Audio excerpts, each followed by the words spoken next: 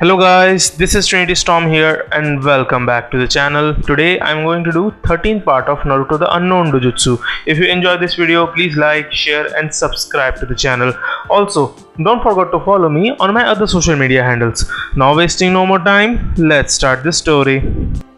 I'm not sure how I got these eyes, the boy lied, feigning confusion. However, they first appeared around 6 years ago when one of the villagers attacked and chased me down. His first statement was incorrect, but his second was not.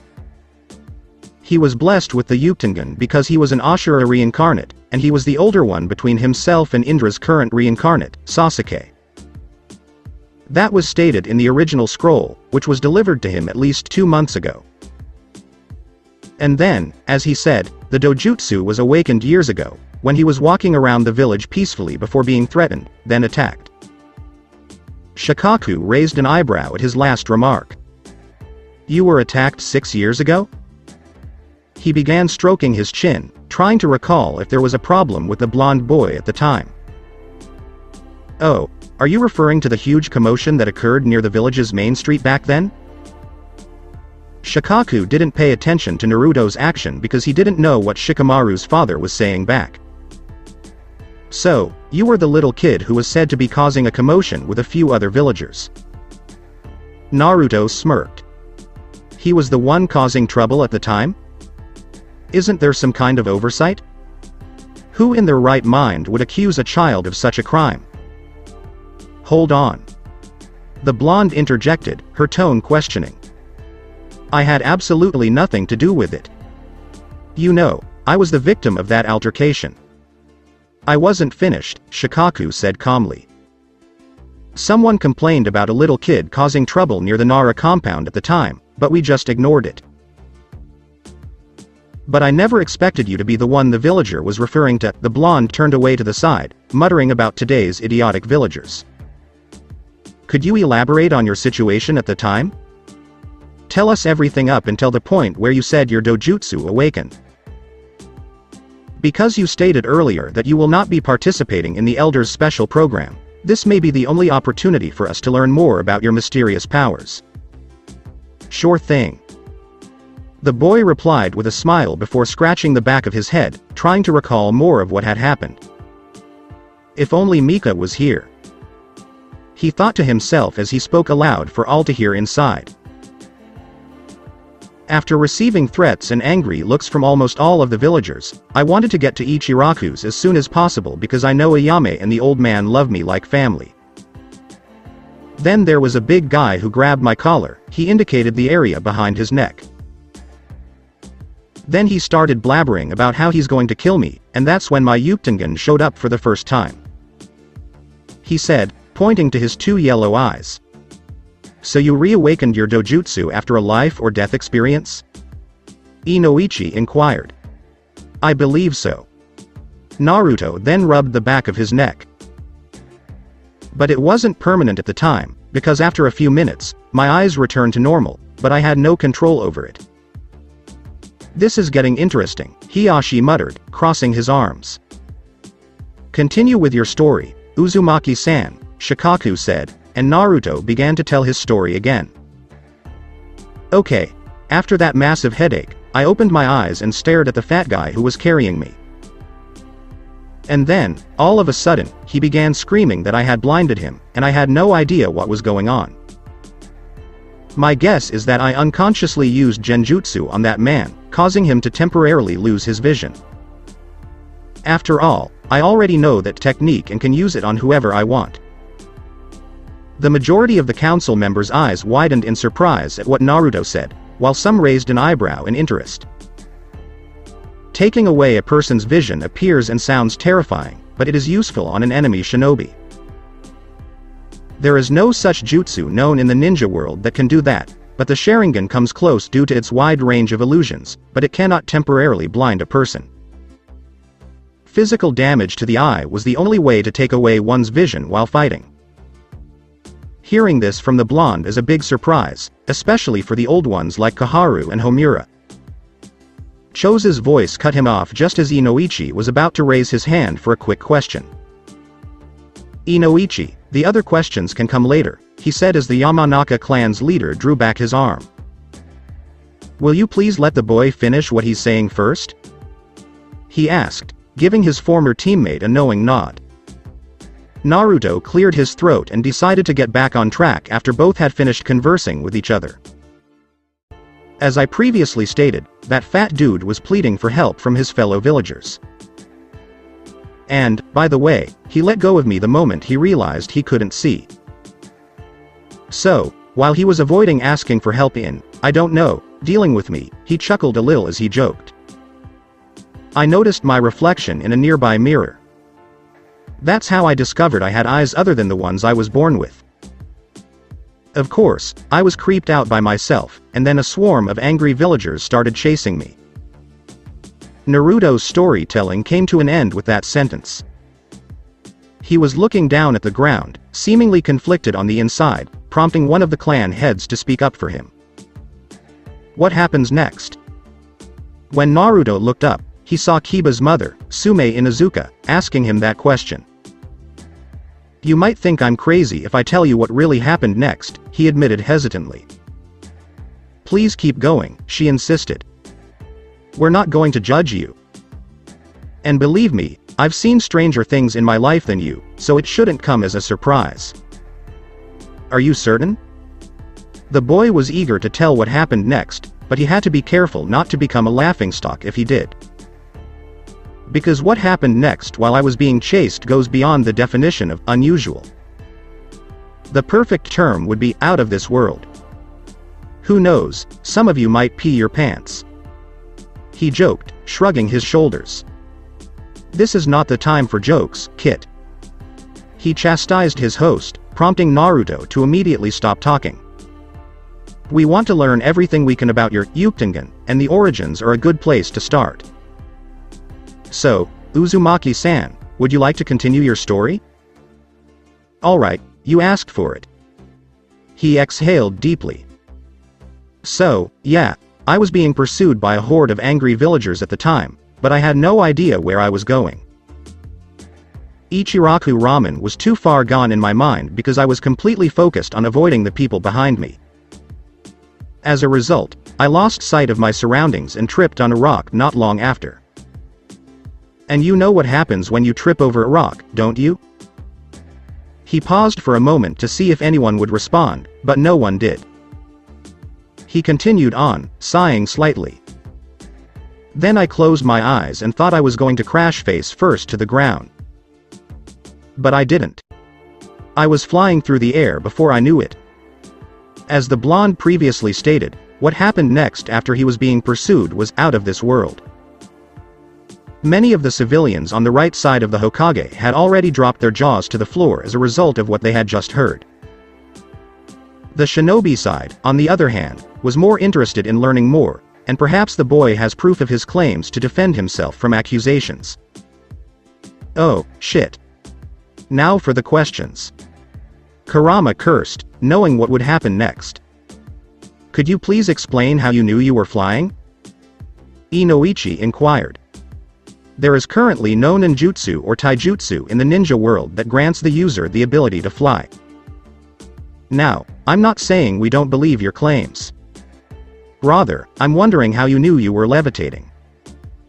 There's a chance that all you did was run so fast that you couldn't feel your legs anymore, and that's when you thought you were flying. I flew, okay? He stuffed his hands into his vest's pockets. I knew I was flying because I couldn't feel it when I tried to touch the ground with my hands. He drew his brows and looked down at the floor. Furthermore, the buildings of the village passed by me like a blur, implying that I was really, really fast at the time.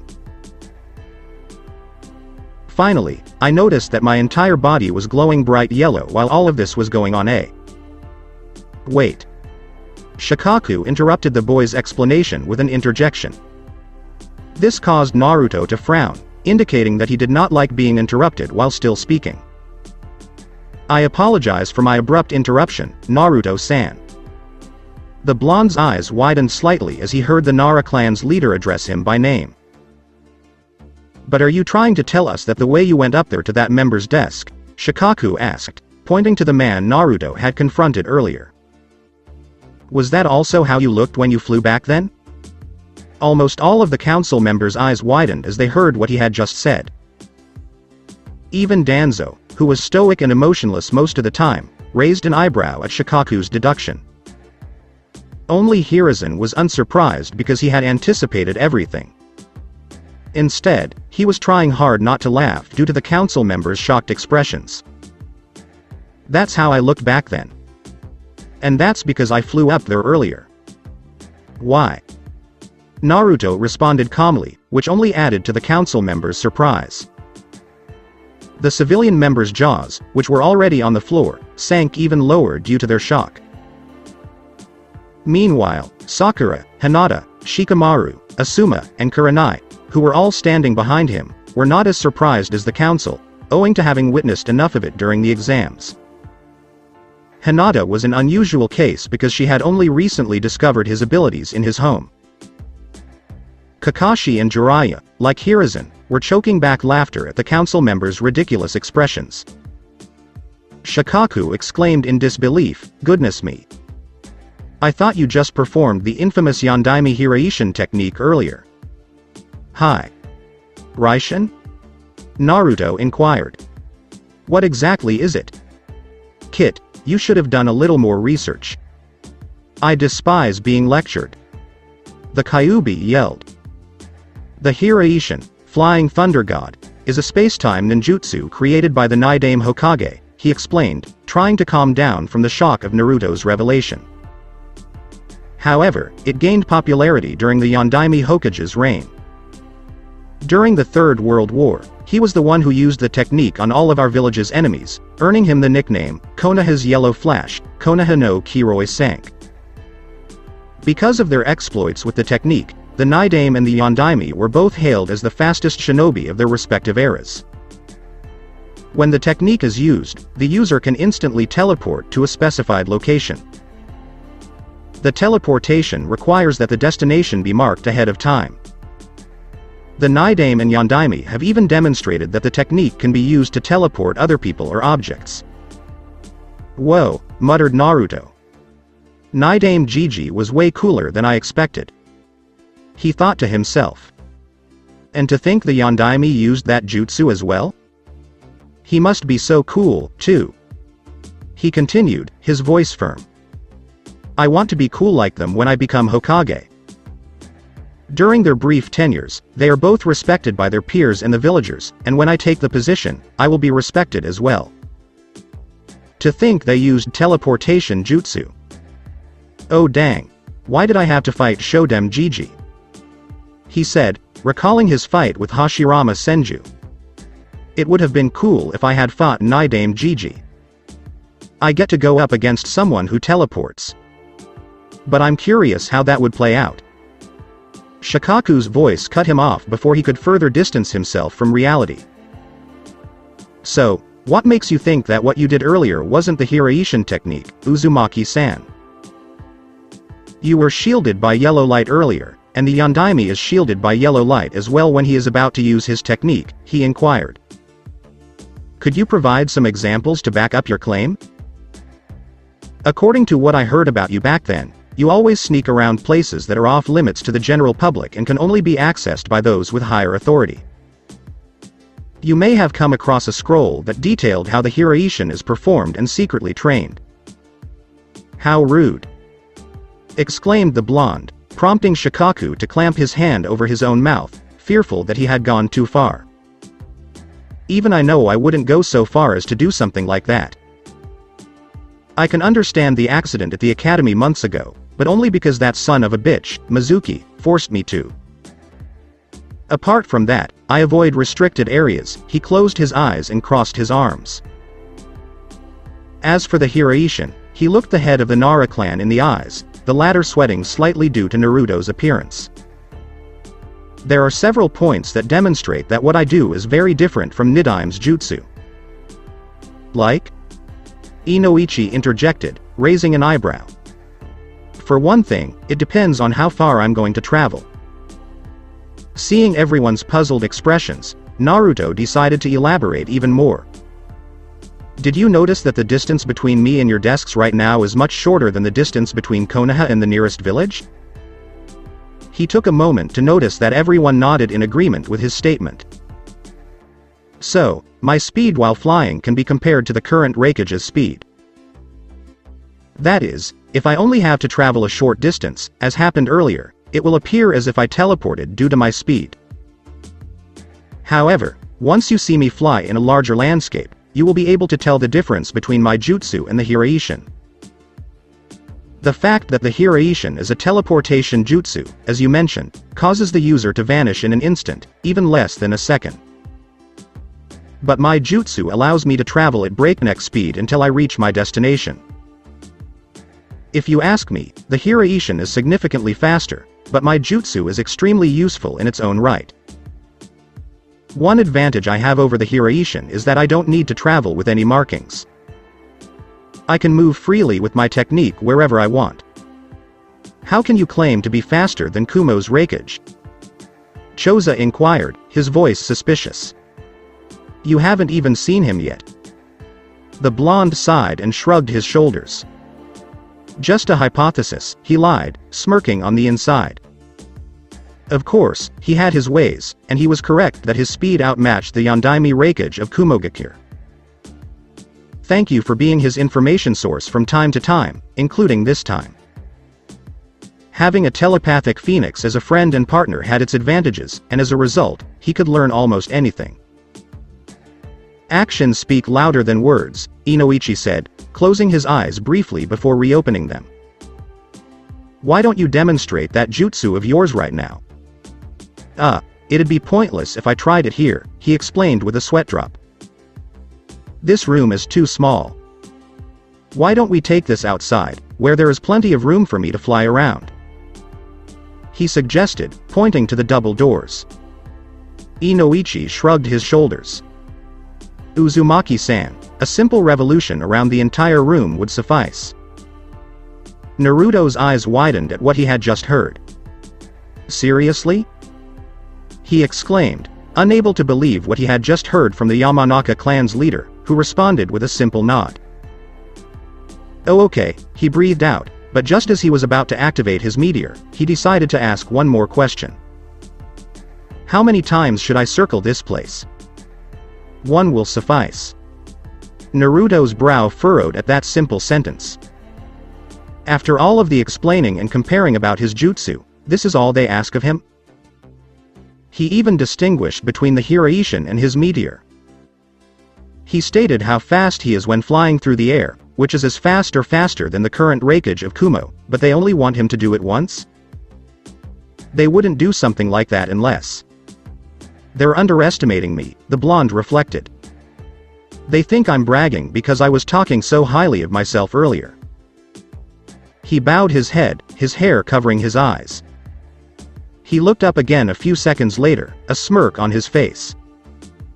Oh, you want proof, don't you? Well, I'll give you proof. He finished with a determined voice in his head before kneeling on one knee and spreading his hands on the floor like a racer. Alright, get ready to have your mind blown. He smirked to everyone inside, working out a plan in his head. A few seconds later, yellow light began to quickly flare off his body, eliciting gasps from the civilian council members. Prove them wrong, Kit! Exclaimed the fox inside Naruto's body. Here I go! He exclaimed as he took off with his meteor, flying around the room. Flying above all of the council members' heads, he quickly completed one full lap around the room, but he ignored Inoichi's request and continued flying.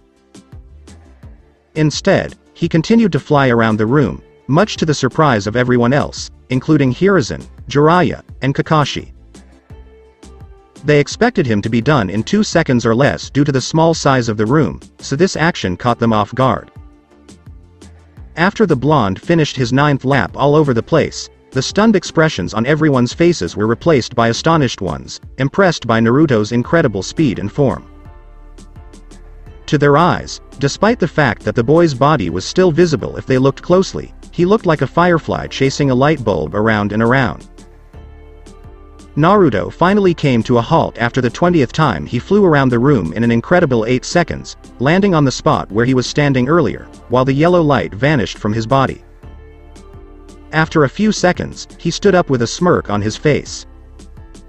"Is that sufficient proof?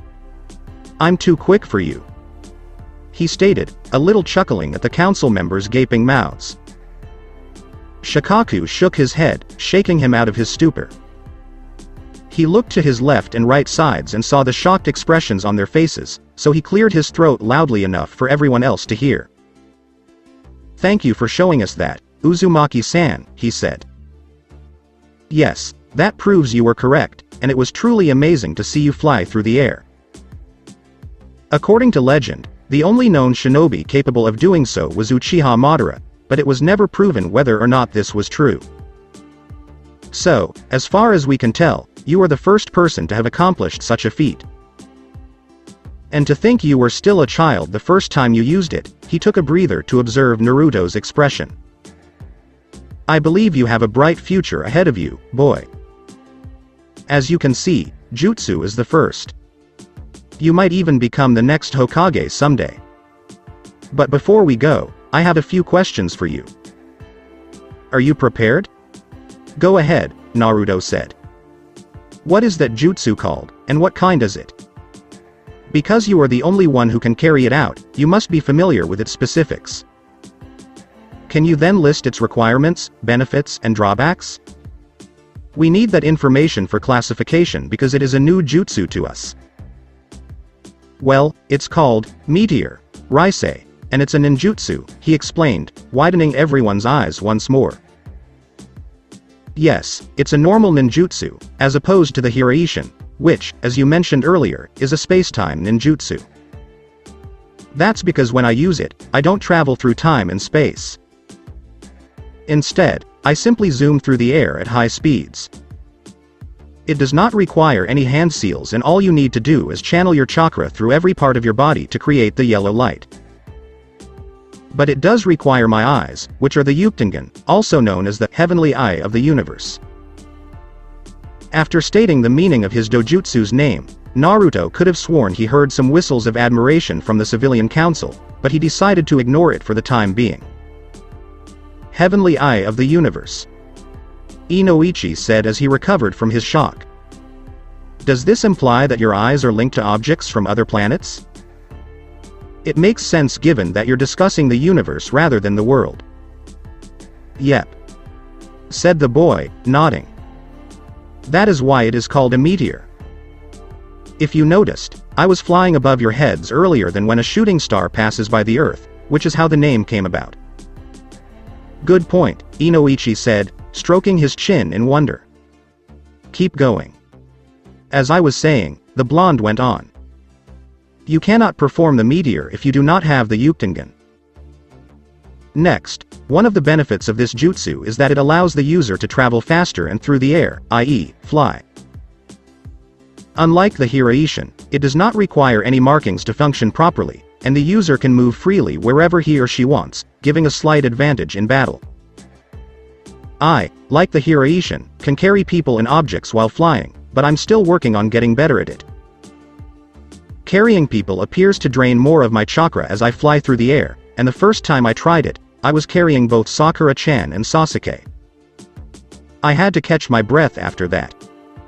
As a result, I'm currently training to improve my meteor skills. Anyway, while it is primarily a transportation technique, it can also be offensive." "Can it?" Inoichi inquired. "How? Could you please explain?" "It turns out that while the meteor is active, not only the user's speed increases." He raised his right hand. "But also strength," he added before activating his meteor on his right hand only. "If you work hard enough, you can activate the jutsu on a single body part as well as the entire body. My right arm's strength has increased tenfold because my meteor is active right now, but I don't want to deal with any property damage right now, and I certainly don't want to wake up with repair bills ringing on my door." Hiruzen, Jiraiya, and Kakashi laughed at his remark, causing Naruto to roll his eyes before returning his gaze to the council. So, yeah, it also serves as an excellent offensive weapon against enemies. He then completely surrendered his meteor, the yellow light disappearing from his arm. How powerful are your enhanced attacks? Shibi Aburame, the Aburame clan's head and Shino's father, inquired. That meteor jutsu must boost your strength in some way, since you mentioned it can also be used as an offensive technique. The blonde scratched his head, perplexed, because he hadn't expected that question. Well, I think it's very strong. He looked up to see the Aburame clan's leader raise an eyebrow. Sorry, I'm not sure how strong my attacks are when I incorporate my meteor. But I do know they're strong enough to leave a bruise for weeks. He grins. Meanwhile, Orochimaru was hissing in pain as a result of Naruto's punch on the rooftop. Shibi Aburame softly chuckled. Alright, Naruto-san, he said. I guess the only way to find out how strong it is if you do it in front of me. However, that may take some time. That is all I wanted to ask, he said as he leaned back in his chair. Hiruzen then turned his gaze away from Shibi and toward everyone in the council. Does anyone else want to ask Naruto-kun more questions about his dojutsu? He asked. Now is a good time to express your current level of curiosity. This may be the first and last time we discuss the Uchtengan, and if you want to learn more about this boy's eyes, you'll have to approach him personally. So go ahead and ask your questions. Danzo Shimura raised his right hand, surprising almost everyone inside. Ignoring the murmurs and whispers around him, the man stood up and looked suspiciously at Naruto. Are there any other techniques that your eyes can provide you with? He inquired of the blonde. That meteor technique isn't the only one in your eye's arsenal, is it? It must also have other abilities as a dojutsu. Like the Hyuga's Byakugan, it not only allows them to see a ninja's tenketsus, but it also allows them to see from great distances. He tried to sound like a good-willed individual, but the Hokage could tell it wasn't working. Could you please list them? Okay. So, what shall I say? Naruto, perplexed by Danzo's words, inquired. The abilities of your eyes, state them all. He said again, trying hard not to sound annoyed as he was at the time. He needed to figure out if this Naruto Uzumaki possessed a dojutsu similar to the Sharingan. If his eyes were as powerful, if not more powerful, than the Uchihas, he'd have to keep an eye on the boy. He may appear menacing, and his methods of achieving peace are diametrically opposed to Hiruzen's ideals, but his goal is to protect Konoha from various threats. He was aware that Naruto was the Jinchuriki who housed the Kyuubi, which was the Biju that attacked the village years ago, and that this fact alone makes him dangerous if he loses control. With the addition of a dojutsu he is unaware of, he can either be a valuable asset to the village or a greater threat. My eyes actually provide a wide range of techniques, the boy explained. They not only teach me ninjutsu, but also taijutsu, genjutsu, and even kenjutsu. Hearing what he said, the majority of the council members' eyes widened. I don't have a good memory, so I can't remember everything, but it's all written inside a scroll I made. He lied, refusing to admit that he obtained the scroll from an elderly man who wished to send it to him. He can't trust anyone, not even Hiruzen, Jiraiya, or even Kakashi, with his deepest secrets, which involve the blood of the Rakude Sennin being present in his body, because he knows that his eyes are still a contentious topic.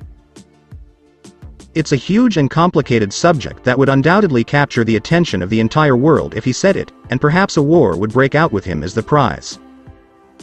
I must know why I have the blood of the Rakude Sennin inside me. He thought to himself. It makes no sense. Why would the comet be drawn to me weeks ago? I'm not some kind of chakra magnet, am I? Why would the Rakude Sennin chakra be drawn to me? Calm down, Kit, Kurama said, trying to comfort his friend. Even I'm not sure why you have father's blood inside you, but we'll figure it out. Fuck that. We have no idea why I have his blood inside me. Wasn't Ka-san aware of something in me while she was still alive? Wasn't she a censor as well? Why didn't she say anything if she was? Kit, you really need to get a hold of yourself. I'm doing my best to solve this mystery as well, so you should know you're not alone. I'm sorry, the blonde said, rubbing the back of his head. It's just that because of this mystery, I can't tell anyone how I got my eyes. You see, anything involving the Rakud Senin in our world is big-time talk, and the moment I say that I got my Uchtengan because it had something to do with the sage's blood inside me, there's no doubt it'll spell trouble not only for the village, but for all nations, and it'll almost certainly lead to a new world war. For my eyes. We'll have to hope that doesn't happen, Kit. And people still call us monsters. When an idea struck the fox, he began stroking his chin. Hey, do you think your Phoenix pal has any idea what's going on with you? What do you mean, Mika? The blonde then began to recall the first time his summon partner appeared in his home. Actually, now that you mention it, she said she was sent here to be my partner. And she also said she was attracted to the person with white chakra flowing inside her body, and because the chakra from the comet went to me like you said, that explains why she came to me. Do you think she has any idea why I have Rakud Senin blood inside me? He asked the Biju. I'm not sure if she has an idea, Kit. After all, she was only sent here to follow Father's chakra, which was discovered inside you. That has nothing to do with his blood, which resides within you, he said, his voice tinged with sadness. Let me put it this way, Kit. You had Father's blood inside you before because I sensed it inside your body, but I'm not sure where it is. Then there was the comet a few weeks ago that had Father's chakra in it, which was drawn by the sage's blood that was already in you. Not long after that, your phoenix appeared, claiming she was drawn to your body's white chakra. So it's like a chain reaction of events then. Naruto explained, piecing everything together. Exactly, and it's one of the things that irritates me. The fact that you have Father's blood inside of you is at the root of everything, and learning how you got it would help us solve this puzzle. Alright, after all of this, I'm summoning Mika and asking her about this specific topic. I really hope she knows something, because otherwise we'll never get to the bottom of this. I hope so as well. Naruto returned his attention to reality, only to be met with another question from Danzo. Where is this scroll you made? He inquired. Naruto shook his head, interrupting his conversation with Kurama, and then cleared his throat. The scroll is now back at my house. When he saw Danzo about to speak again, he already knew what he was going to ask him. The man would try to ask him to show them the scroll he has, but it was too late because it was already planned. Don't try it if you're going to ask me to show it to everyone. He turned to face all of the council members. I wrote all of my eye techniques on a scroll that only people with the Uchtengan, like me, can read. But because no one else in the world has it, I'm the only one who can read it. Everyone just stared at him as he cackled like a mad villain. Of course, I gave Hokage-sama a readable copy of the original so that he could keep track of my progress, according to him. And it was a wise decision you made, Naruto-kun. Hiruzen said, smiling at the blonde. Many people would have broken into your apartment by now if you hadn't done that. The clan leaders could be heard chuckling.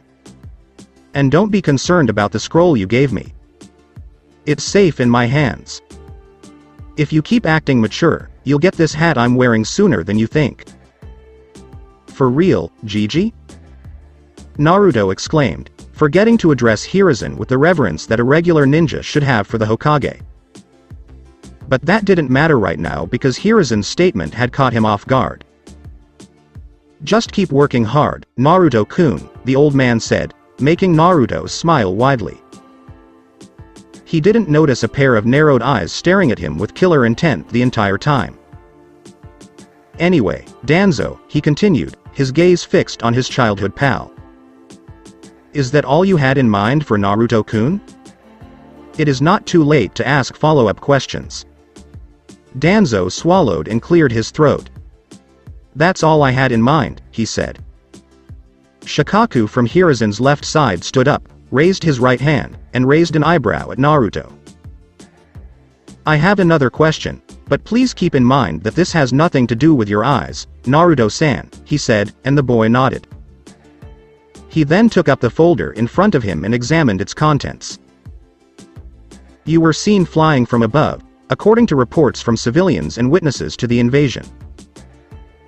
However, you were not seen with a yellow light covering your body as your meteor was, but rather, being carried by a bird. What is your response to these claims?" Hiruzen's eyes widened as he realized that what happened next could have a significant impact on Naruto's future. "Oh, shit." He cursed internally before turning to face Naruto. I wonder if Naruto-kun would show them Mika-san. If he did, more of the villagers would fear him. He then looked at Danzo. There is no doubt that Danzo would use deception to get his hands on Mika-san if Naruto-kun goes through with it. And he could also try to get his hands on the Uchtengan when the opportunity arises, as he appears to be very interested in learning more about what Naruto-kun's can do. I won't let you touch Naruto-kun, Danzo. You'd have to get through me first. He finished, narrowing his eyes at the Root Anbu's leader. Naruto's face fell as soon as he heard the word, bird. He knew what Shikaku was talking about. He then stomped on the floor before walking in circles, making him appear insane. Damn it, I told her we made quite a scene. He screamed, unaware that everyone was listening in. Mika, you're a jerk. We've been apprehended. Oh, you're going to get a scolding from me later. He continued, and the council members looked at each other, perplexed by what Naruto was doing. After a minute of ranting about who knows what while stomping around circles, he finally came to a halt, looking at the Nara clan's leader once more. Yes, they are true, he said. I wasn't using my meteor at the time because I was being carried. Not by a bird, though she does resemble one. Is it a creature you summoned? Shikaku inquired, raising an eyebrow. I think so, muttered the blonde, unsure how to respond, given Mika's ability to transport herself between the summon realm and the real world at will. Can you then summon it here? Given that it is only a bird, it is not as large as toads or snakes. As a result, it will not cause any property damage. He asked, causing Naruto to gulp, unsure whether he wants to continue. Naruto sighed and looked down at the ground, knowing there was no turning back now. You know, this is going to get very strange, especially for all of you. He said, before looking up at the council once more, his eyes back to normal. I'll summon her, but you must promise not to provoke or harm her, or you will have to deal with me. Understood? The clan heads and elders all nodded, while the civilian council looked scared for a second before nodding. When he saw them all complying with his demand, he bit his right thumb to draw blood and then wove a few hand seals. He then slammed his right palm on the floor, performing the technique. Boar dog bird monkey ram, Kuchios no jutsu. He yelled as a cloud of smoke appeared in front of him. Mika, his elemental phoenix, was revealed after the smoke dissipated. That's not true. The civilian members' jaws have surpassed the floor in terms of distance, as their mouths have most likely reached the ground as a result of their shock at seeing a real phoenix in front of them. They had only heard of such creatures as the phoenix and dragons in stories and legends, so seeing one in person was like learning that your son has been blessed with the Shodem Hokage's Mokaton, wood style. In other words, it was simply impossible. But, based on what they were seeing, some of them assumed they were dreaming and were just waiting to wake up. The Shinobi Council didn't know what was more shocking. Learning about a mysterious new dojutsu or seeing a phoenix for the first time.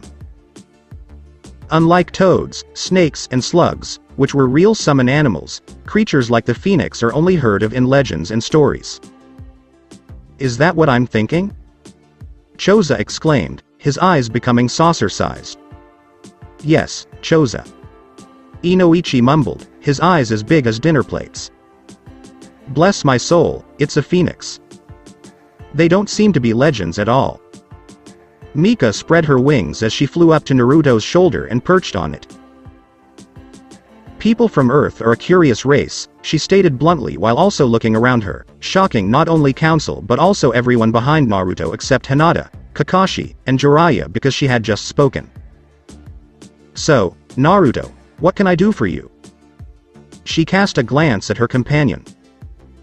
And I thought you were going to summon me alone, but now you've basically shown me to everyone. It appears that you will have to explain the entire scene, she expressed her disappointment by shaking her head. Naruto brushed Mika off his shoulder, as if he despised her. Don't act like you didn't do it first. Remember how you showed yourself to others before right now? As a tick mark appeared on his head, he said.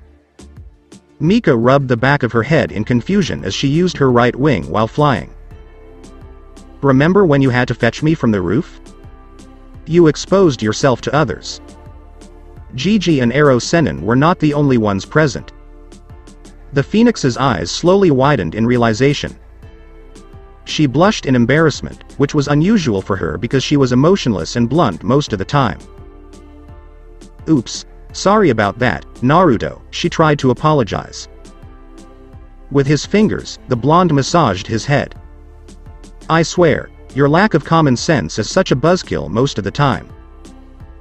Don't transport back because we're going to have a talk after this. He came to a halt after a few seconds and looked at his friend. Anyway, you see those people up there, he said with a grin as he turned around and pointed to the council members. He continued speaking after Mika nodded. They were asking if I had been seen, flying, above the village with a bird carrying me by the villagers. You're the bird who was carrying me at the time, correct? Mika landed on Naruto's head and looked around the council. How rude, she exclaimed. I am not a bird in any way. My name is Mika, and I am Naruto's friend and combat partner. I am an elemental phoenix, which is not the same as a bird. She crossed her wings and turned away, as if she was angry. And, before you ask, you can mention it after hearing my species. I can control and manipulate the elements because I am an elemental. According to what you've heard about my species, I can carry loads heavier than my own body weight, and my tears can heal wounds and injuries. She then stopped, preferring to keep her telepathic abilities hidden from the rest of the world. Shikaku scratched his hair as he shook his head and leaned back in his chair.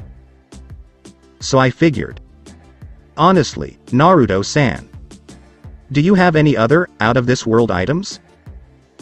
Knowing you have a one-of-a-kind dojutsu was shocking enough, but now we hear you summon an elemental phoenix. He paused before his final phrase, trying to recall the name of the phoenix.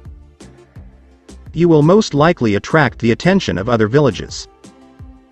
That's what we said earlier, Homura said, hoping the blonde will come to his senses and participate in their program. Naruto ignored them and focused his attention entirely on Shikaku. Let them come here if that happens. As a village ninja, I'll do what I have to. I'll defend my home with every ounce of strength I have, with or without your assistance. Besides, Mika will always be there to support me, even in battle, so I don't mind if a tailed beast shows up at our door. Since I'm going to be the Hokage one day, I'll act like one when Konoha is attacked and protect the villagers with all my might, even if some of them used to despise me, he stated with assurance. He was certain that he would become the Hokage one day because it was his ninja way to never break his word. A simple message to anyone up there who is skeptical of me. Just wait and see if you think I can't do it. When our enemies arrive, I'll make it rain. It's true. Because I never break my word. He gave a thumbs up and a smile. The clan head smiled warmly at his words, moved by the boy's determination to protect the leaf, even going so far as to defend the people who had treated him horribly in the past. Wow. I think I can nominate this meeting as a candidate for the best one ever, he chuckled before returning his attention to Naruto. I just need you to answer one more question before we wrap this up, Naruto-san. He paused, allowing the boy to finish his sentence first. When he saw Naruto nod, he asked his final question. "Can you tell us more about Mika-san over there?" he asked, referring to Naruto's phoenix. "Does she pose a threat or what?" "Don't worry, she isn't." Naruto immediately chastised him. "She won't hurt anyone unless I tell her to. So you don't have to be concerned about anything, okay?" And, before you inquire, he focused his attention on the civilian council, who were sweating profusely as a result of what the kid was capable of. He was no longer the idiotic demon brat they had known as he grew older. And he's become a million times more powerful since then. He could exact his vengeance on the villagers whenever he pleased. "No, I'm not going to terrorize any of the villagers, including you," he continued. "As I previously stated, I can take 1,000 insults from anyone as long as they do not disrespect my family. Because I'm a person, I can forgive and forget. Just keep it civil with me, and we'll be fine." The civilian council all nodded, with the female members crying because of Naruto's kind heart. "Well, I suppose that concludes our little conversation, Naruto-san." Shikaku smiled. "My son appears to have been correct about you. You truly are a gifted and caring individual," he finished, looking at his son and Naruto before leaning back and staring at the ceiling. Naruto turned to face Shikamaru, who only shrugged in response to the blonde's stare. Naruto smiled and said, "Thank you," before returning his attention to the council. When he saw Hinata's father raise his right hand, he gulped slightly. He could tell this was not going to end well for him because it involved his girlfriend's father. He cast a quick glance at Hinata and noticed her sweating nervously, fearful of what question her father would ask her lover. "Do you have anything else to say, Hiashi?" Hiruzen inquired, noticing the Hyuga clan's leader raise his arm. Hiashi Hyuga rose to his feet and cleared his throat. "I have a question that should have been asked long ago, Hokage-sama," he said solemnly. He continued his statement after seeing Hiruzen nod. "Since Uzumaki Naruto is now the sole member of his clan, don't you think he should be placed in the CRA, clan restoration arc?" His fellow clan heads beside him sweated, as it had nothing to do with the current topic being discussed. In shock, Kakashi, Asuma, and Kurenai's jaws dropped to the floor. Jiraiya smiled pervertedly as he imagined his student surrounded by a swarm of naked girls. Sakura and Hinata raised their eyebrows in perplexity. Finally, Naruto was blushing profusely, his eyes wide open in shock. Hiruzen was taken aback by the question because he hadn't expected it at this time. I haven't given any thought to that," he admitted, his eyes widening in surprise before he began to think about it. "Well, now that you mention it," before he could finish, Naruto's loud voice echoed throughout the room. "Hold on," he yelled, drawing everyone's attention with his commanding voice. "What makes you think you can simply enroll me in a program that allows me to have multiple wives? I'm not interested, and I never will be. You've heard of the Clan Restoration Act, Naruto-kun?" Hiruzen inquired, surprised. "Of course, I do some research when I want to look up new jutsus to learn," he admitted. "And there's nothing wrong with going to the library every now and then, even if I am treated like a dork." He frowned and crossed his arms. When a person, whether a boy or a girl, is the last survivor of a particular clan, that person is required to participate in the CRA, or Clan Restoration Act, in order to repopulate the clan and prevent extinction. To put it another way, a person takes on multiple wives or husbands in order to have more children. Tobirama Senju, the Nidaime Hokage, was the original creator. He finished his explanation by taking a deep breath. Sakura and Hinata began to blush furiously when he mentioned multiple lovers. "Let me just say this. I'm not going to take part just because I'm the last Uzumaki standing. You won't be able to get out of this program, Uzumaki-san," Hiashi stated, turning his gaze to the boy. "It is a requirement for all of their clan's last remaining members. Unless you're claiming that there are still Uzumakis in the world besides you, there's no way out. Oh, yeah? Retorted Naruto, rolling his eyes at the Hyuga clan's leader as Mika flew off his head to the far side of the room. So, why isn't Sasuke a part of it? Isn't he the last remaining Uchiha in this village? Last I heard from him, he's not interested in anything related to the CRA. We didn't want to put pressure on him to join, and we have a feeling that if we asked him to participate, he might leave the village. Well, then, that also applies to me. He exclaimed. Who would want to spend their life surrounded by multiple wives? It'll be difficult to understand, and it'll be a pain in the neck to care for them all equally. He closed his eyes and stuffed his hands into the pockets of his vest. Besides, Hinata is the only girl for me. I won't choose having a harem over spending the rest of my life with her. Furthermore, his eyes widened as he realized what he had just said. He turned around and looked at his girlfriend, who was also staring at him with wide eyes.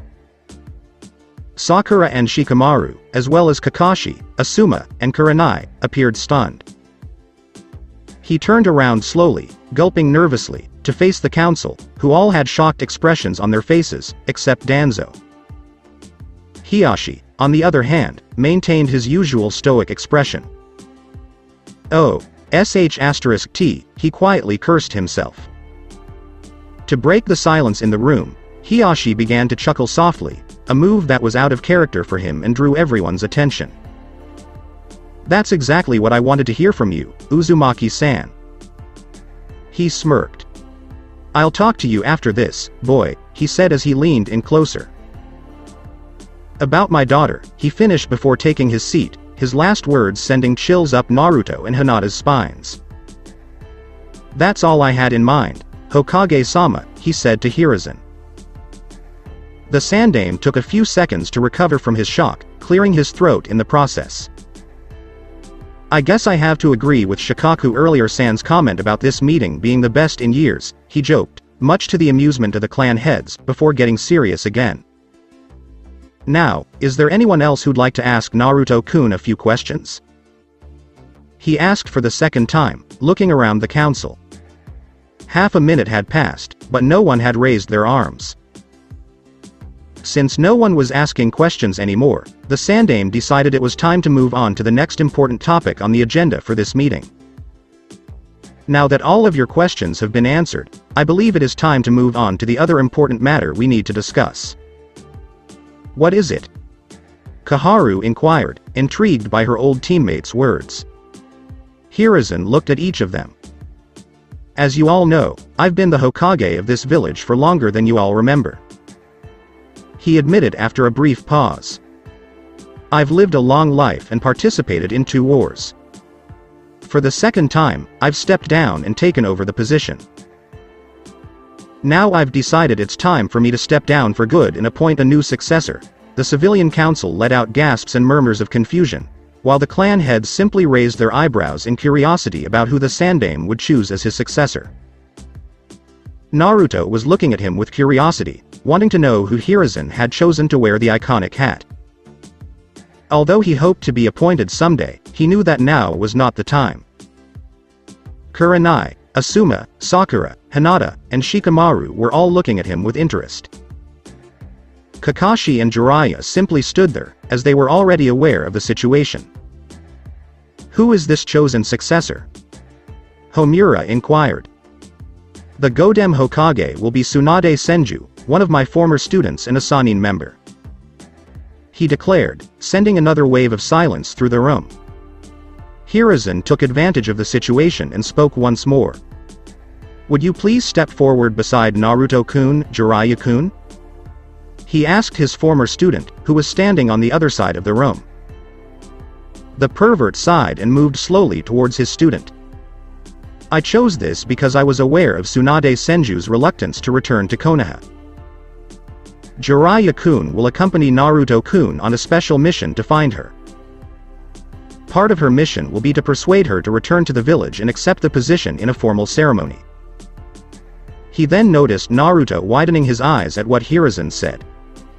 Kaharu raised his voice. Tsunade appears to be a worthy candidate, she murmured. But what guarantees that she'll even have the courage to return to her hometown? Nobody has heard from her since death. Whose? I understand, Hiruzen assured her. That's why I chose Naruto-kun to accompany Jiraiya-kun on this mission. He turned to face the boy. If I had sent Jiraiya-kun alone, he would almost certainly have received a punch strong enough to send him back, but trust me on this, with Naruto-kun along, they'll be able to convince Tsunade-chan to return, and we'll have a new leader in our midst. Very well, Homura said, adjusting his glasses. Perhaps you are correct, Hiruzen. Perhaps now is the perfect time for a new and fresh village leader, and Tsunade could lead Konoha to a bright and better future. Then it's settled, Hiruzen said, turning to face everyone. Does anyone here wish to object to my decision? Danzo raised his right arm, but Hiruzen ignored him and continued on with the other members. The Sandaime continued on, seeing that no one else disagreed with him except Danzo. That's the end of it. Please, Naruto-kun and Jiraiya-kun, come forward, he asked the two ninjas below, who immediately agreed. I hereby assign the two of you to a special mission for the future of our village. Find Tsunade Senju and bring her back from wherever she is. She will be my successor for the position of Hokage, and you must succeed in this task because Konoha's fate is at stake. You will be given 1 day to prepare and will depart the following day. Do you two get it? Hell, yeah! Exclaimed Naruto. I'm going to look for this granny and I'm not going to stop until I find her. He concluded with a thumbs up. Jiraiya laughed at his student's misbehavior. You can count on us, sensei, he said to his former teacher. We'll return Tsunade. Hiruzen grinned.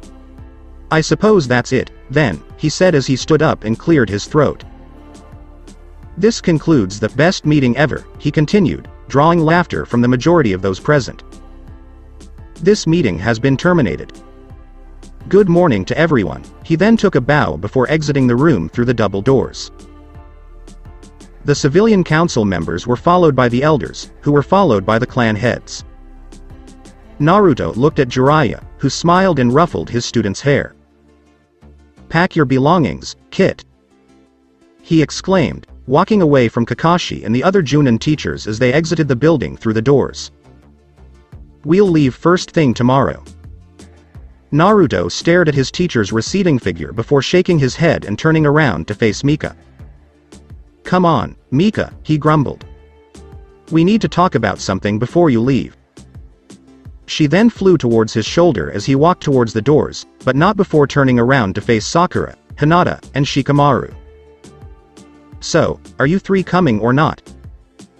The three remaining genins, now chunins, exchanged glances before rushing towards Naruto, walking alongside him as they stepped out.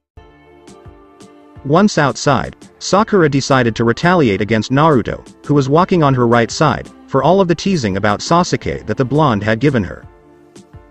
Sen Naruto, she began, grabbing the boy's attention right away. Hinata's the only girl for you, huh? She teased, a sly grin on her face. Naruto immediately panicked, and Hinata, who was walking beside him, blushed from Naruto's claim that she was the only one for him back in the council room.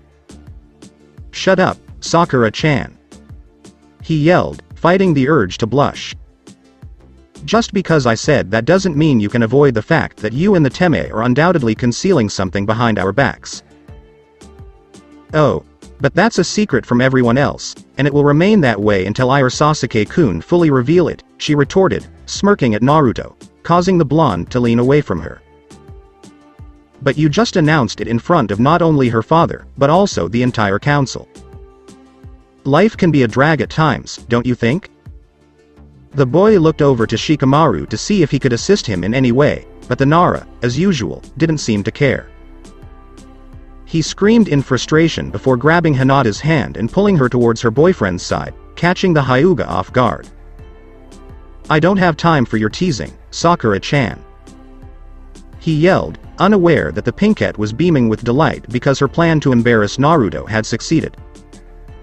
I have other things I need to take care of, he continued as he and Hinata walked. I'll get you back for this.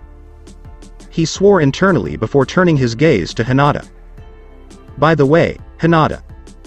He began. Why yes, Naruto-kun? She asked nervously, wondering what the blonde would say next. How do you think your father will react to what I said earlier? He muttered, looking shamefully at the ground. Hinata's eyes widened with terror.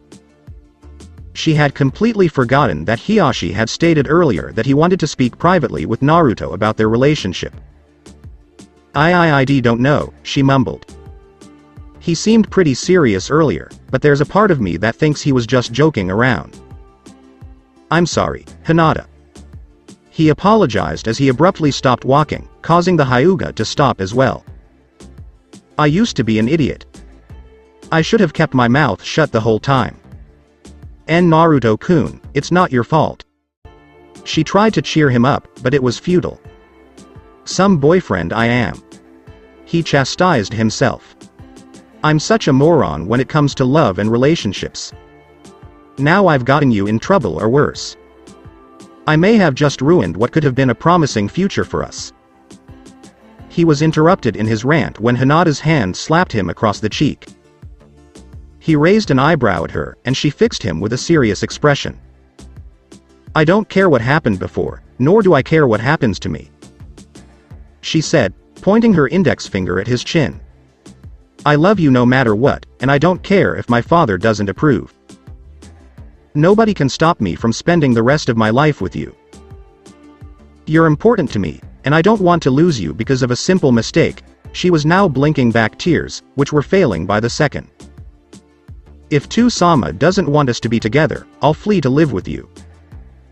I don't mind what happens to me as long as I can spend time with you. She then began sobbing into her hands, unable to appear strong in front of the boy.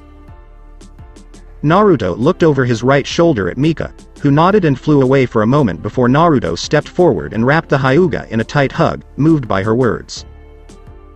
Shish, stop crying, Hina-chan. It's all right now. He tried to comfort her, but it only made her cry more tears. In response, Naruto began rubbing the back of her jacket as he let her sob into his vest, unconcerned about the garment becoming wet. Shish. He continued to console her. Hinata finally stopped crying about 2 minutes later, and Naruto immediately assured her that he would find a way for them to be together without her having to leave her home. He told himself that he didn't want her to give up her past life for him, and that things should stay the same. He then told her that he'll do whatever it takes for them to be together, even if it means living in a better house or learning how to live like a higher-class person, which made the girl's heart soar. He kissed her on the lips and they continued walking towards the door that leads outside. People they passed by looked at Naruto with fear in their eyes, which only piqued the boy's interest. I'm getting weirded out by all the people we're looking at, he groaned. Don't you think they're afraid of you and what you can do? Mika inquired, her gaze fixed on her partner. Since you just revealed your true abilities to everyone, they must be terrified for their lives because you can do pretty much anything to them and they can't even fight back. There's nothing to be afraid of, he exclaimed, grabbing his own hair. I'm just a guy who enjoys life. I'm not some maniac out for vengeance. Seriously, I can't stand the expressions on their faces any longer. Right now, I'm not even doing anything wrong. I think you'll just have to get used to it, Naruto-kun, Hinata said, patting his shoulder. Maybe for a week, I think. And I don't blame them, Naruto-kun. You look kind of intimidating when your eyes turn yellow, she admitted, looking to the side. Oh no, not you too. He cried like a child, making Hinata laugh. Naruto thought he was home free by the time they finally went outside. But this was not the case with him. He felt a hand grasp his shoulder just as he and Hinata were about to leave the tower, and when he turned around, he knew he was screwed. Hiyashi Hyuga gave him a serious look, causing him to gulp loudly. His girlfriend wondered why they weren't walking anymore, but when she turned around, she was met with her father's cold stare, and she let out a squeak. Oh, no. She muttered quietly to herself, knowing they'd been apprehended. He cleared his throat to speak clearly as he turned his attention from his daughter to Naruto. I told you earlier that I wanted to talk to you about my daughter, am I correct, Uzumaki-san? He asked, leaning in closer. Alone, he continued, making the boy nervously sweat. Shit. The boy cursed inwardly before taking a deep breath and turning to face Hinata. Hinata, you should hurry up. I'll catch up. But Naruto cut her off before she could even protest. Don't worry, I'll take care of it. He assured her before turning to face Mika. Hey, could you accompany Hinata? He inquired of his summon. I'm just going to have a quick conversation with her father, got that? As he let go of Hinata's hand, the phoenix nodded and flew over to her shoulder. Go ahead, Hinata. I'll be fine, don't worry, he assured her before she turned around and walked away. She was crying because she had her hands raised to her eyes. Naruto could only look at her with concern. He wanted to chase after her and hug her like there was no tomorrow, but he couldn't because he was being held in place by none other than her father. Hiashi let go of Naruto's shoulder and looked the boy up and down, an action that the blonde found disturbing. To the boy's surprise, the head of the Hyuga clan turned his head towards his daughter's retreating figure with Naruto's phoenix a few seconds later. Wasn't it supposed to be a group discussion? So why wasn't he paying attention to him? Haishi's heavy sigh as he looked down on the ground answered Naruto's question. This caused the blonde to look at him with confusion until, after a few seconds, he looked up at Naruto again, but the same stoic expression was no longer visible on his face. It was replaced by a concerned and sympathetic expression. I'm going to ask you a question, Naruto-san, he said, and you better answer it honestly. Naruto was surprised that Hiashi addressed him by his given name rather than his family name, but that wasn't important at the time. He was also taken aback by the change in Haishi's expression, but he chose to focus on the man's words. Hyuga-sama. He replied respectfully. What exactly do you want to ask me? Hiashi looked him square in the eyes. Do you love my daughter? He inquired directly. The eyes of the blonde Uzumaki widened, but he quickly composed himself and decided to stick to his words. Hello, Hyuga-sama. He responded solemnly. I adore Hinata with my whole heart. Since I graduated from the academy, I've had feelings for her. For some reason, Naruto was unable to state that he began paying attention to the lavender-haired girl following their unintentional kiss during their graduation. So I've heard, the older man said with a chuckle. I heard from an old friend that you two were involved in an indecent act during team selection. He paused after that, wanting to see the look on Naruto's face, and the boy blushed furiously from the memory. I swear, Hyuga-sama, it was an accident. I had no intention of kissing Hinata at the time. I was pushed, so that's how I ended up He was interrupted in his explanation when he noticed Hiashi raise his right hand as a stop sign. You don't have to explain everything, Naruto-san. I know what happened. That appeared to put the blonde in his place. In fact, I've been watching you closely since that day. Upon hearing that statement, Naruto began to panic internally because he had been apprehended before hearing what Hiashi said next. It appears that my daughter adores you. Hearing him mention Hinata made Naruto return his gaze to the girl's father. You love her, yes? He asked the boy, to which Naruto immediately nodded and Hiashi sighed. Well, if that's the case, I can't really be mad at you. This was the time for Naruto to satisfy his curiosity. Is something wrong, Hyuga-sama? He inquired, concerned. You appear to be troubled right now. It's nothing, Naruto-san, he assured the boy, but he's not buying it. Hyuga-sama, there's something bothering you, and I'm not going to stop until I find out what it is. He replied bluntly, wanting to assist the clan's leader with whatever he was dealing with. This could be his chance to improve his reputation with him, which will earn him points in his favor. If you really want to know, it's about Hinata. Naruto's eyebrows raised slightly, but he continued to listen. You see, after her mother's death, I was deeply affected by the event. I became so preoccupied with my duties as clan chief that I had no time for any of my daughters, especially Hinata. Instead of his usual, stoic tone of voice, the boy's eyes widened as he spoke in a concerned and conflicted tone. She must have felt unloved by her father, which led to her prolonged sadness years ago. I hoped she could see a friend of hers in Neji, her cousin, but that was too far-fetched because he despised the head family. But that was before you, Naruto-san. In disbelief, Naruto asked, "Me? That was you." When she started smiling again, I became curious about what was going on with her. What brought her joy? Was there something that happened to Hinata that made her smile? It had to be a miracle, right? He chuckled later before continuing on. It wasn't long before I realized it was Naruto Uzumaki, the Kyuubi Jinchuriki, who was making her smile again. When Hiyashi mentioned Naruto's name, he blushed. At first, I was furious. Because I couldn't accept a Jinchuriki making my daughter happy because I thought you were a bad influence to any child out there. But after learning about the accident that occurred between you two during Hinata's graduation, I decided to calm down about the matter and keep a close eye on you myself. He abruptly stopped, causing Naruto to gulp, fearful that Hinata's father was watching him and his lover.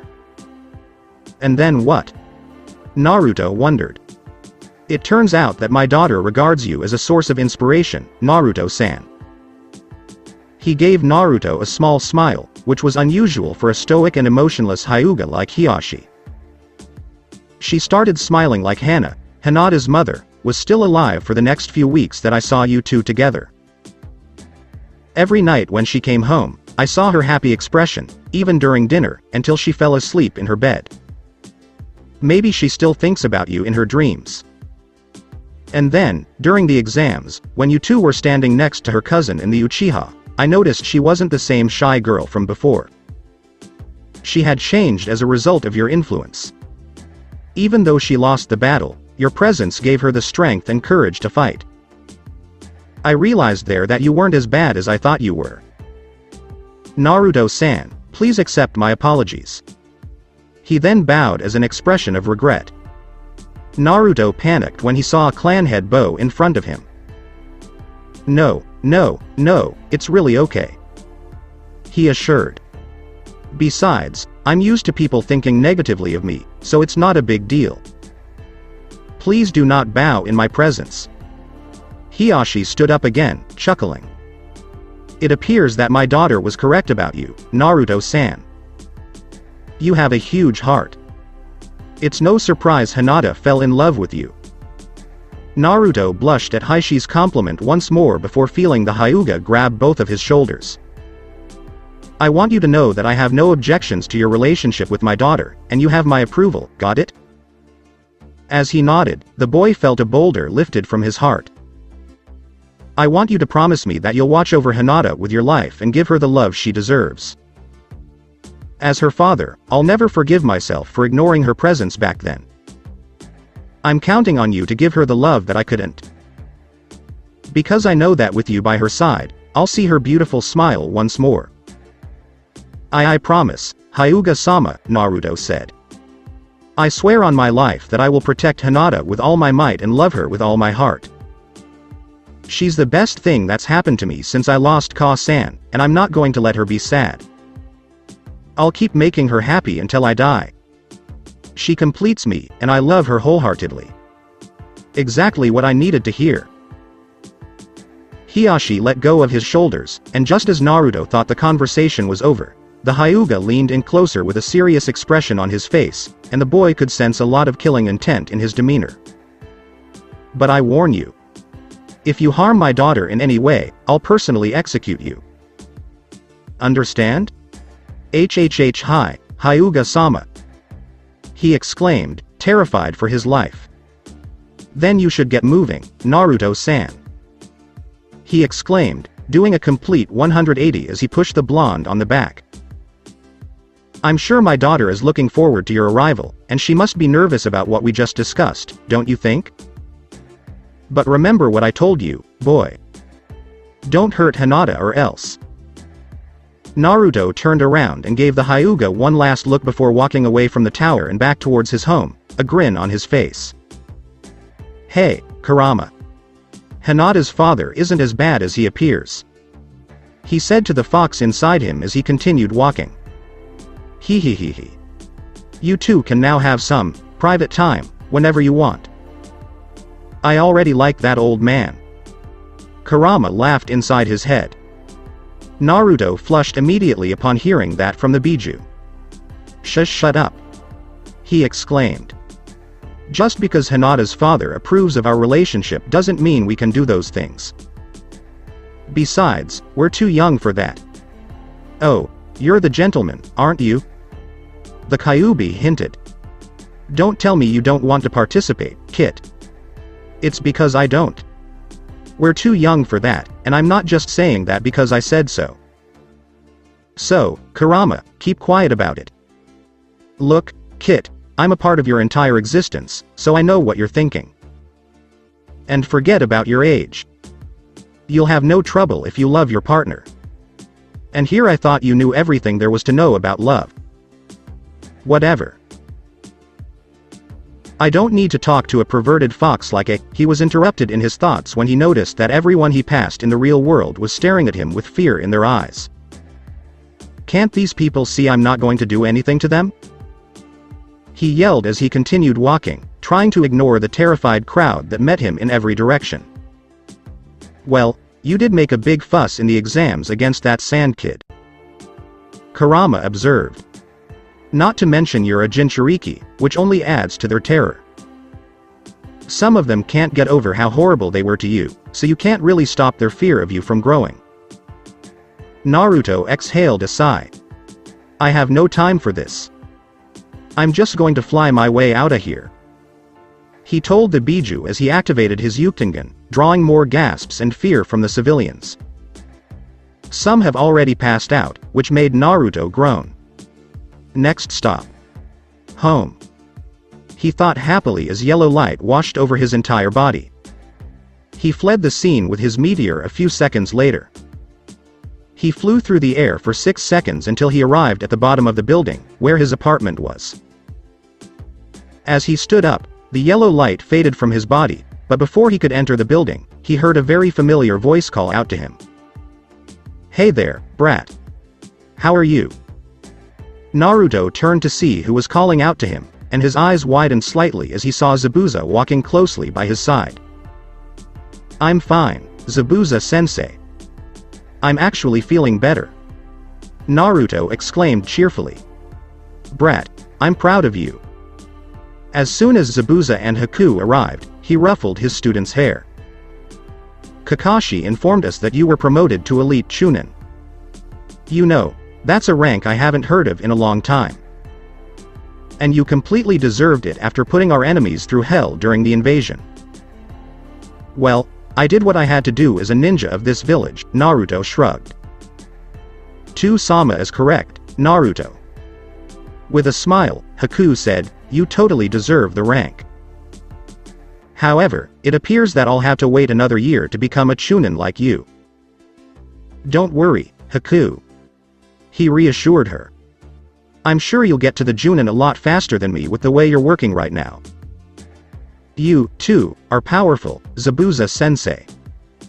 Haku grinned warmly at his words of encouragement. Thank you very much, Naruto. Oh, brat, I also have to thank you. Zabuza reached into his pocket and pulled out 1,000 ryo, which he handed over to Naruto. A small, thank you, gift from me. Because you literally showed everyone who was boss. And because of you, I have robbed every civilian of their savings. Ha. He burst out laughing, causing Naruto and Haku to perspire. He finally came to a halt a few seconds later, wiping away a few tears that had escaped his eyes as a result of his laughter. Anyway, Haku and I are heading to the training grounds for some practice. It's not a problem if you want to come. I'll see you later." The pair started walking away, but were abruptly stopped when Naruto called out to them. "Wait, what should I do with this money you gave me?" Naruto inquired. "I'm not sure what to do with it. Spend it on junk or ramen or something. Anyway, it's now yours to do with as you please. Also, best wishes on your search for Tsunade Senju. I hear she packs a punch, so make sure you get home safely." Zabuza waved him away as they continued their walk. "Good luck with your mission tomorrow, Naruto," Haku exclaimed. "I'm confident you can do it. With you assisting Jiraiya-sama, there's no doubt you'll finish it in a matter of days." "Don't worry, I'll be back," he yelled back. "And in one piece." Naruto's gaze shifted to the 1000 ryo he was holding before his lips curled upward in a Cheshire-like smirk as he walked inside the large building in front of him, but not before placing the money he had received inside his wallet. At Naruto's residence, Hinata Hyuga was tense. Oh no, why hasn't he returned yet? She thought to herself, terrified. I hope nothing goes wrong between them. I love them both so much that I can't decide who I want to live with. This has been her state for the past few minutes, ever since she and Mika entered her boyfriend's house. As soon as they left Naruto and Hiyashi to discuss some personal matters, Hinata sobbed uncontrollably on the way back, forcing her Phoenix companion to try to calm her down. They didn't even notice the sea of people staring at Mika as if she were some kind of monster. One villager even attempted to save the Hyuga from the Phoenix, but was met with a glare from Mika that put him in his place. Mika was not at the apartment at the time, leaving Hinata alone in Naruto's loft. She was waiting for her lover with bated breath, as she had a slew of questions on her mind. The first question was, "What did my father do to you?" She loves him so much that she prioritizes his health over everything else. Her patience was rewarded when she heard a knock on the door. Leaving the couch, she marched to the door and swung it open, revealing Uzumaki Naruto behind it. Despite her fearful expression, he greeted her with, "Hey, beautiful." His cheerful remark made her eyebrows raise in surprise. He leaned forward and kissed her lips, kicking off an already intense makeout session between the two lovers. Naruto ran his hands through her lavender hair roughly, releasing all of the pent-up emotion inside him since earlier as he closed the door behind him with his right foot. Hinata already had her arms around his neck, attempting to fight back with her own vigor and charisma. Naruto had already snaked his hands behind her legs before lifting her up, carrying her to the couch and gently dropping her on top of her. Someone is eager. Kurama made a joke. Shut up, Naruto thought to himself. When the two finally parted ways, a trail of saliva still connected their mouths. Naruto wiped it away with the sleeves of his black long-sleeved shirt. So, where's Mika? He inquired, having failed to notice the presence of his summoned partner since entering his home. She went for a few laps around the village, Hinata explained quietly. She will return soon, but not too soon. Naruto gave her an understanding nod, prompting Hinata to inquire about the truth. Naruto-kun? She called out, easily capturing her boyfriend's attention as they locked gazes. So, what did you and T2-sama discuss? You two did talk, didn't you? Yeah, we did, he said calmly. We discussed whether or not he approves of my relationship with you. How did he respond? Naruto didn't respond, instead staring at her with a wide grin on his face. Hey, what did he say? She inquired a second time. What are you looking at me for? Why, you're beginning to frighten me, Naruto-kun. The blonde Uzumaki didn't budge, still staring at her with a smirk. It finally hit her. Hey, why are you looking at me like a, cutting her own sentence off? The response to her query. Her eyes widened as she stared incredulously at Naruto. He didn't. She exclaimed. He would never do that. It is impossible for him to agree. But, my dear, he did. She blushed because of how he addressed her. In fact, you should go home and ask him yourself for the full details.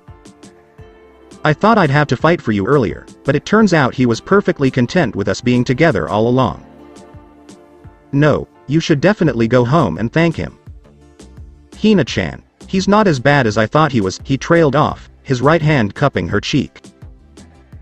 You should thank him for considering how happy you'll be if he lets us be together. Yes. Naruto-kun, yes. As a few tears of joy escaped her eyes, she said. I can't believe it. She exclaimed. I never imagined that Tu-sama would choose something that would make me happy. He genuinely cares about me. I never expected him to prioritize my happiness over what he believes is best for me. If this is just a dream, I don't want to wake up. I feel like I'm living in a perfect world. She was then snapped out of her reverie when Naruto captured her lips in another heated kiss. She was unable to fight back this time, allowing Naruto to take complete control. The boy's hot tongue swept left and right, taking in every detail inside her mouth while hers could do nothing but follow Naruto's lead. Naruto pulled away after about 10 minutes of kissing, staring into her eyes. Because of how dominated her mouth was under his control, her lips were puffy red. He got off her and let her sit up in her place, wiping the saliva from his mouth. You know, as much as I'd like to take this in the bedroom, Mika could be back any second. He chuckled, embarrassed. She laughed. It's fine, Naruto-kun. She exclaimed cheerfully before leaning in close to his ear. When you return from your mission, we'll have plenty of time to ourselves. She purred seductively in his ear. Naruto averted his gaze from her. Be careful now, or I may have to punish you.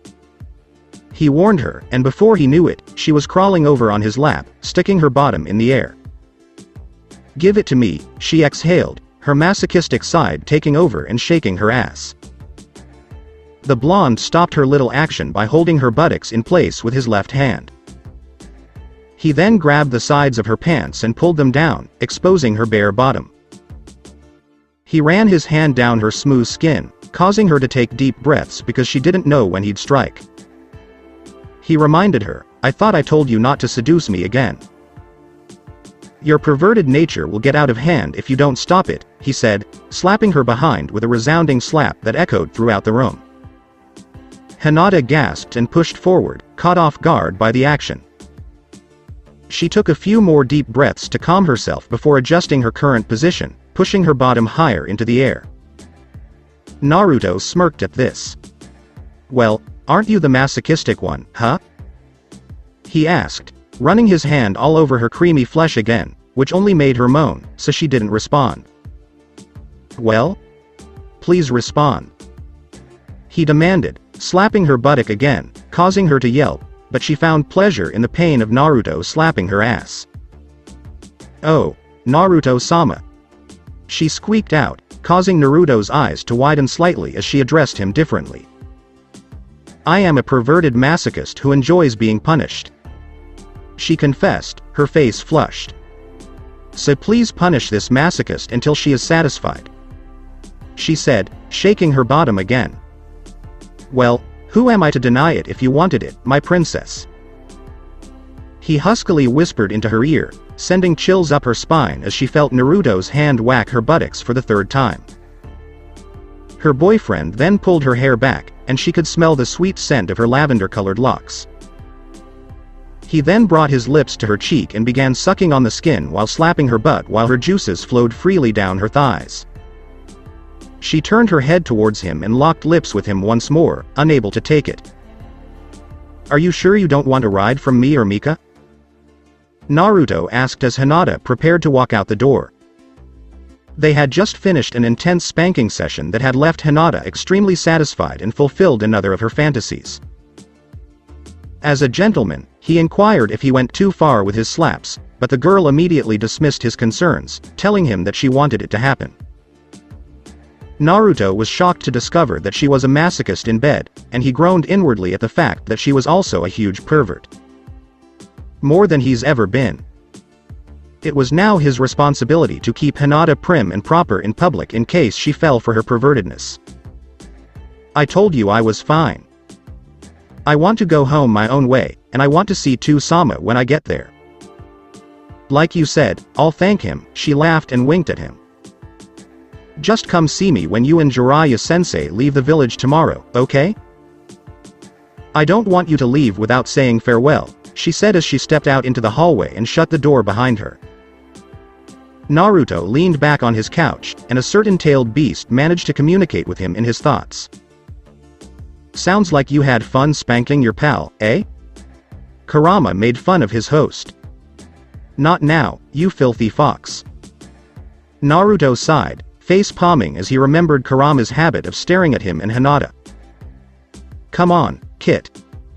As I previously stated, your sadistic side in bed is one of the only things I like about you.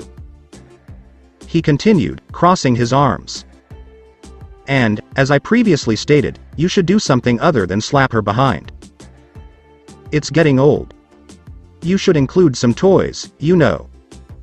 I don't have time for your perverted antics, Kurama. He screamed, furiously blushing. All I have to do now is wait for Mika. I still have a question for her, he moaned. Ask me what? Said the phoenix beside him, causing Naruto to jump up in surprise, caught off guard by her sudden presence, causing him to fall off the couch. Talk about the devil. Kurama mumbled. The time has come to get some answers. Naruto nodded, agreeing with the Kyuubi and rising to his feet. Mika, I have a question for you. And, please don't take offense, but this may be a little personal for you. The phoenix immediately went to the small table in front of the couch, facing her partner as he sat back down. So, Naruto, what do you want to ask me? She stated unequivocally. The blonde inhaled deeply. Since you're being direct, I'll get right to the point. You were sent here to serve as my summons, right? The phoenix gave a nod. And you were drawn to me by the sage's white chakra, right? She nodded once more. Did you know that the white chakra within me was also drawn? Her eyes widened slightly in response to the question. No, I wasn't aware of that. How is that possible? Naruto and Kurama both raised their eyebrows as she spoke. Well, you see, the white chakra of Hagoromo Sutsuki actually came from a comet, he explained. It's known as the Sage's Comet. The comet crashed at the forest at the top of the Hokage monument the night before you arrived at my house. When I went there to investigate, white chakra began to emerge from it and enter my body, breaking the seal that had been suppressing Kurama and allowing us to communicate. He explained that the chakra came to me because it was drawn to the blood of Hagoromo Sutsuki, which was already in my body. Do you have any idea why I have Rakude Sennin's blood inside me? No, and I'm afraid you went to the wrong creature to get an answer to that question, Naruto. I had no idea the chakra was drawn to you, she apologized, which surprised Naruto and Kurama because she never acts like this. Do you mean you have no idea why Naruto has father's blood in him? How is that possible? Kurama couldn't believe she didn't know anything, she said. I have no idea, Kurama, she explained. All I was told to do was go here on this planet and find the one person who possessed white chakra. He never mentioned anything about it being attracted to Hagoromo's blood or anything else. Only his chakra. Who was that person who sent you? Inquired Naruto, a glimmer of hope in his eyes. What is his given name? Isn't he the one who sent me the scroll and all those letters? What is his given name? I never saw his face. She revealed, widening Naruto's eyes. He was wearing a hood while briefing me on my mission. And his voice is that of an elderly man, but I didn't pay attention to his identity or anything else. I was completely focused on hearing what my mission here on Earth was. I apologize if I did not provide the answer you were looking for, Naruto. No, it's fine, he assured her as he leaned back on his couch. It's my fault for thinking you knew what was going on with me. That's all I needed from you. Go back now, Mika. He said, concernedly looking at his summoned partner. "I apologize once more if I didn't have the answer you were hoping for," she said before exploding in a cloud of smoke and transporting back to the summon realm. "Damn it. It appears that this mystery will remain unsolved, Kit. I was certain that the Phoenix had a vision of father's blood in you." Kurama expressed his disappointment by shaking his head. "For now, Kurama. For now," he thought to himself before looking at the clock on the wall. It was 4:27 p.m., and he looked out the window for a few seconds before rising from his seat and walking towards his room, opening his clothes drawer and beginning to select clothes. "What are you trying to accomplish, Kit?" Kurama asked, raising an eyebrow at his host. "I'm getting ready," he mentally told the Biju. "Remember, I have a special mission for you tomorrow. I can't let this minor setback keep me from giving it my all the next time Ero Sennin and I go looking for that granny."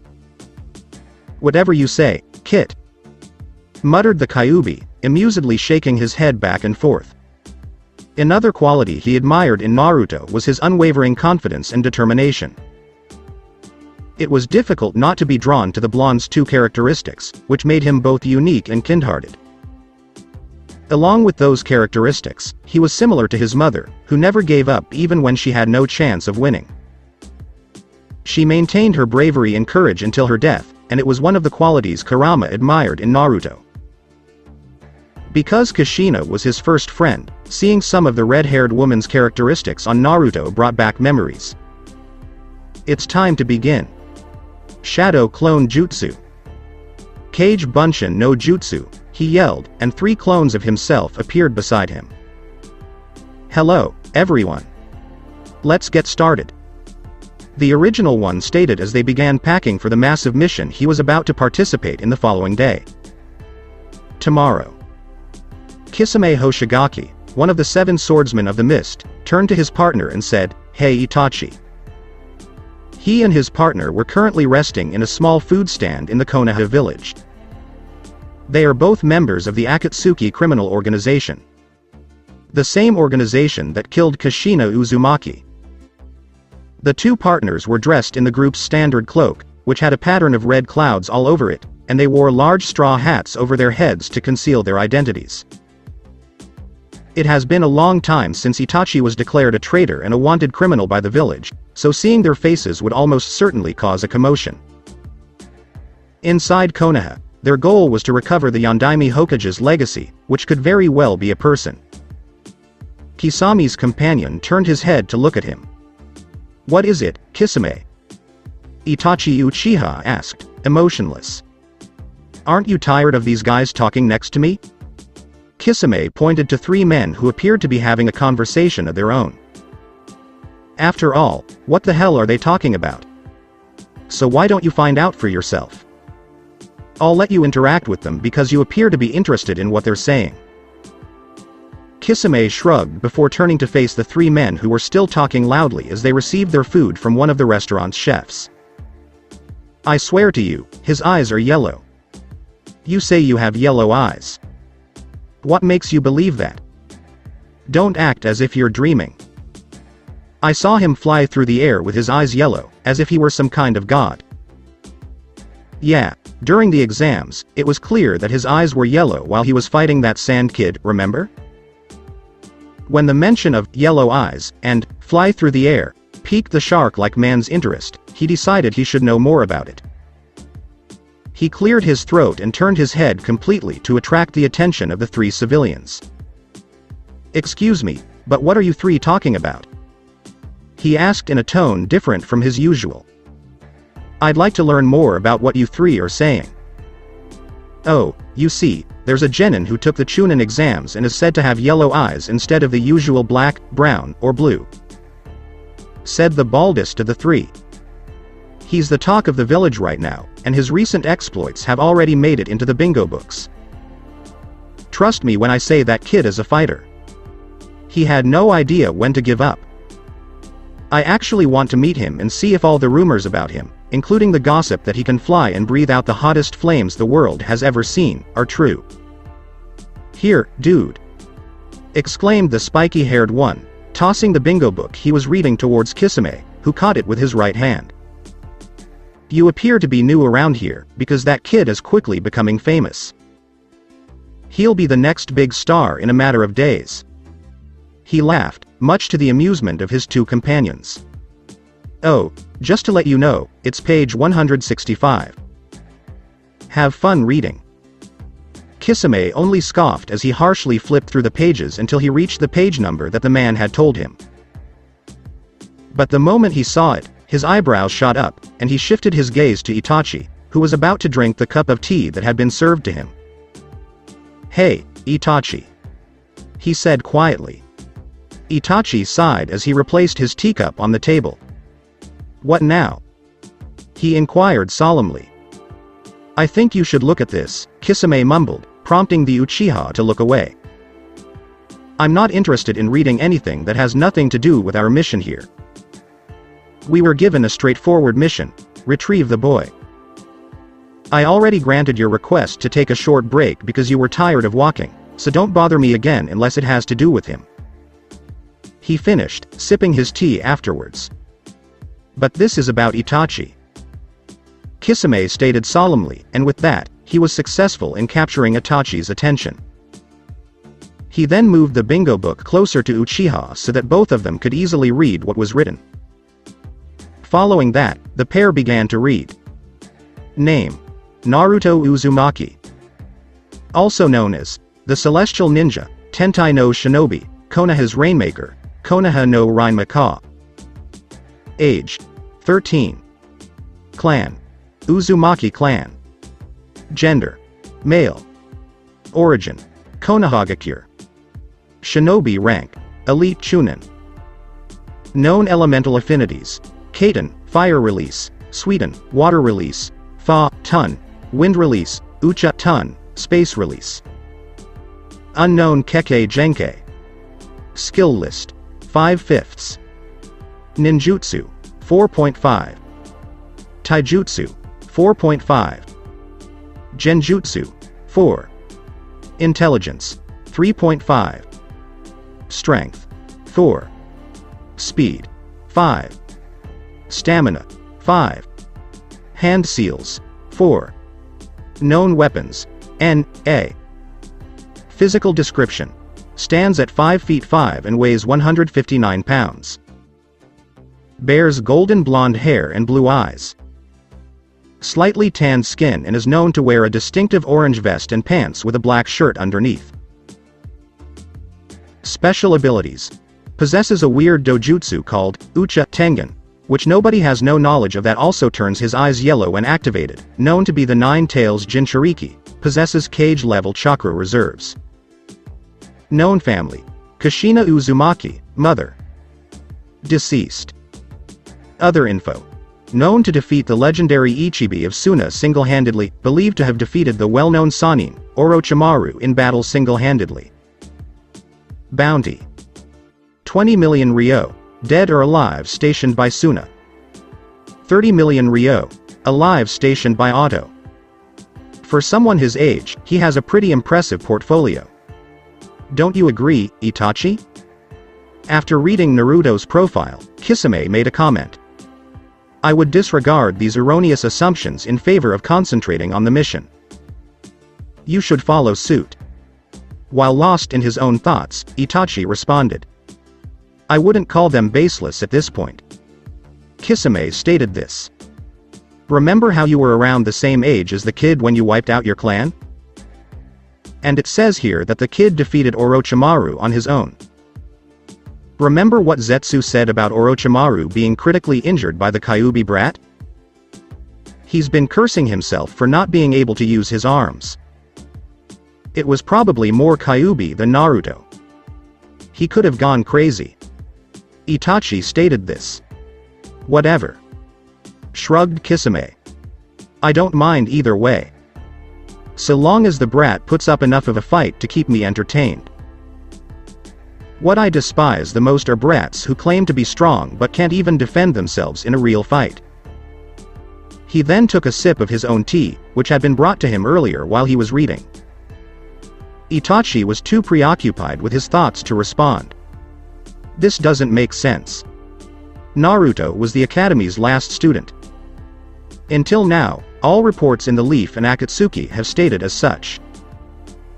To go from a struggling genin to dispatching a Sannin and a tailed beast. How could this be? Are the Byakugan, Sharingan, and Rinnegan the only known dojutsus in this world? How could Naruto get one? I can understand why Kushina Senpai refused to cooperate with Pain if she decided to protect Naruto until her dying breath. But what if she had no idea? Surely, there must be a reason for this. I need to keep an eye on that boy. No, I need to talk to Sandaime-sama, Lord Third, about it. That's it for today. If you enjoy this video, give it a big thumbs up and subscribe to my channel for more awesome stories like this. Thank you. See you all in my next video.